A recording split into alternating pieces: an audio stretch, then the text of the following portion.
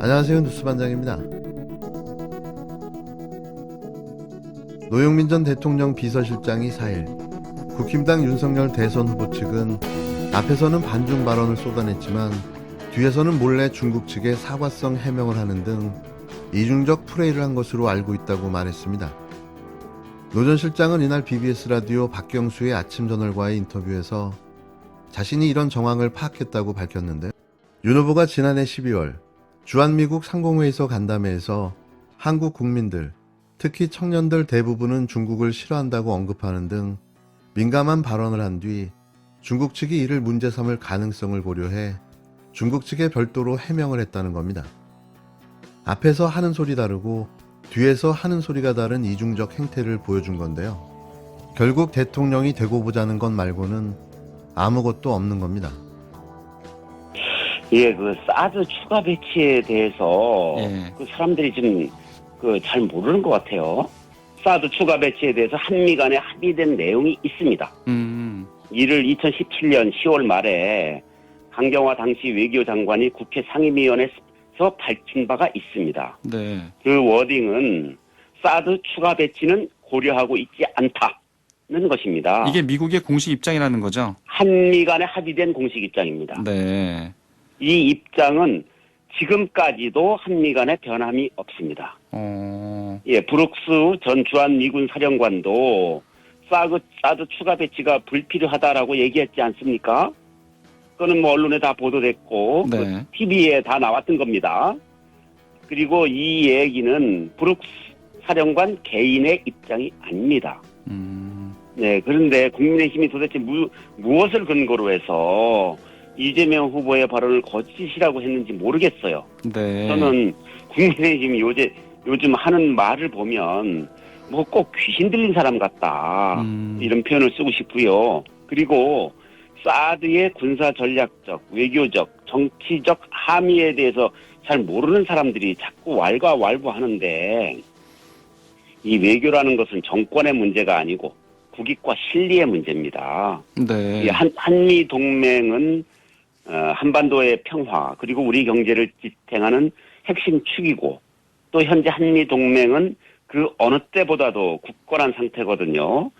다만 경제의 무역 의존도가 큰 우리나라로서는 압도적 제1교역국인 중국과의 관계를 국익 관점에서 바라보아야 합니다. 외교에 포퓰리즘이 더 씌워지면 국가 이익이 훼손됩니다. 노 전 실장은 또 윤 후보의 사드 추가 배치 공약과 관련해 국힘당이 요즘 하는 말을 보면 꼭 귀신 들린 사람 같다고 비판했는데요. 노 전 실장은 사드 추가 배치에 대해서는 이미 한미 간에 합의된 내용이 있다. 사드 추가 배치는 고려하고 있지 않다는 것이라며 이같이 말했습니다. 노 전 실장은 2017년 10월 강경화 당시 외교부 장관이 국회 상임위원회에서도 밝힌 바가 있다며 이 입장은 지금도 변함이 없다고 강조했는데요. 노 전 실장은 빈센트 브룩스 전 주한미군 사령관도 추가적인 사드 배치가 필요 없다고 했다면서 국힘당은 도대체 무슨 근거로 이재명 후보의 발언을 거짓이라고 하는지 모르겠다고 지적했습니다. 이어 경제의 무역 의존도가 높은 우리나라로서는 압도적 제1교역국인 중국과의 관계를 국익 관점에서 바라봐야 한다며 외교에 포퓰리즘이 더 씌워지면 국가 이익이 훼손된다고도 지적했는데요. 윤 후보의 선제 타격 발언에 대해서도 말할 가치조차 없다. 그건 있을 수 없는 얘기라며 우리 헌법을 부정하는 발언이라고 비판했습니다. 네, 그 TV 토론이 예. 일단 메시지하고 이미지를 전달하는 것이거든요. 예. 예, 이게 이제 생방송을 시청한 사람들한테는 상대적으로 이미지가 중요하고, 생방송이 끝난 다음에는 이제 2차 보도를 통한 메시지가 중요하거든요. 예, 저는 뭐 전반적으로 이재명 후보가 윤석열 후보보다 그 이미지, 메시지 모두 좋았다, 그렇게 생각을 하고 있습니다. 네. 네, 특히 뭐 메시지 쪽에서 이제는 뭐 그 대북 선제 타격, 사드 문제, 청약 점수 문제, 아리백하고 뭐 EU 텍소노미 문제, 대장동 저축은행 수사 문제, 증권 양도세 거래세 문제, 뭐 주 52시간 철퇴 발언 논란 문제, 모든 것들에서 윤석열 후보가 국정 운영을 책임질 정도의 전문성을 가지고 있지 않다. 그리고 수박 겉핥기식의 지식밖에 없다. 그리고 어제 태도에서는 네거티브에 좀 몰두한 느낌이 들었다.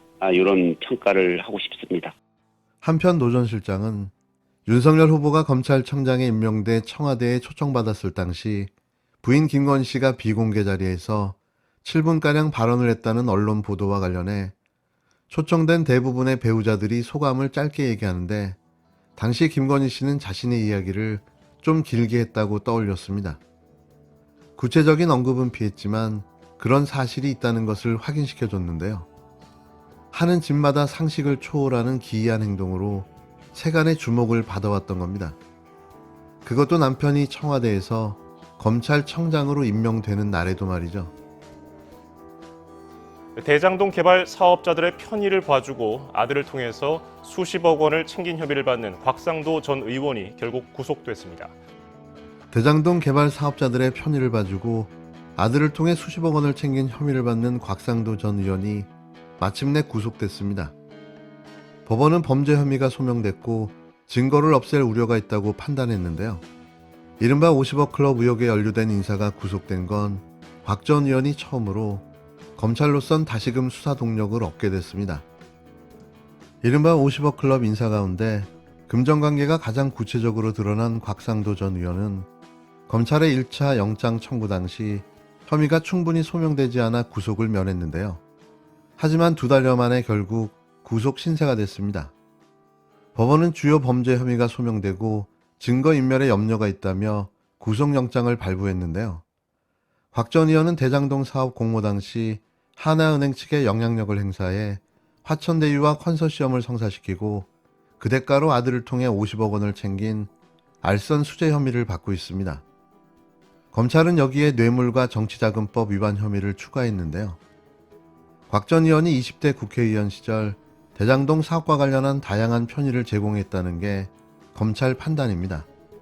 또 천화동인 4호 소유주 남욱 변호사에게서 불법 정치자금 5천만 원을 수수한 혐의도 적용됐는데요. 4시간 동안 진행된 구속 전 심사에서는 금전의 대가성을 두고 검찰과 곽 전 의원 측의 팽팽한 공방이 오갔습니다.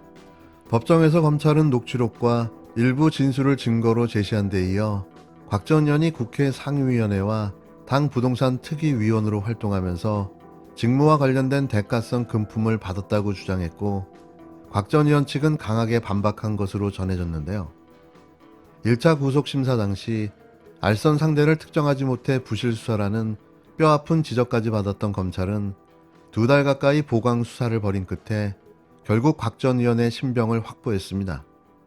곽 전 의원의 구속을 기점으로 한동안 정체됐던 박영수 전 특수검사, 권순일 전 대법관 등 나머지 50억 클럽 인사에 대한 로비 수사가 다시 탄력을 받게 될 것으로 보여지는데요. 결국 대장동의 시작점이 되었던 부산저축은행 대출 무마 사건까지 이어진다면 윤석열 국힘당 대선 후보도 수사를 피하기는 어려울 것으로 보입니다. 원년 멤버를 빼놓을 수는 없는 거죠. 온갖 기술이나 혹은 포탈 혹은 언론의 도움으로 되어서는 안 되는 거거든. 내가 지켜본 이재명은 공화주의자예요. 대한민국이란 공화국이 특정한 집단이나 세력의 것이 아니라 퍼블릭, 공공의 것이다. 이 생각이 확고한 사람이에요. 이런 공화주의자는 적지 않아요. 이재명의 독특한 지점은 그 공공을 추구하는 데 있어서 실용적이야. 이론으로 배운 게 아니라 자기 몸으로 체득한 삶이 정책으로 만들어서 대단히 구체적이고 실용적이에요. 그게 이재명의 차이점이에요. 실용적 공화주의자. 이 두 가지 용어가 안 붙는 용어거든요. 이재명 귀환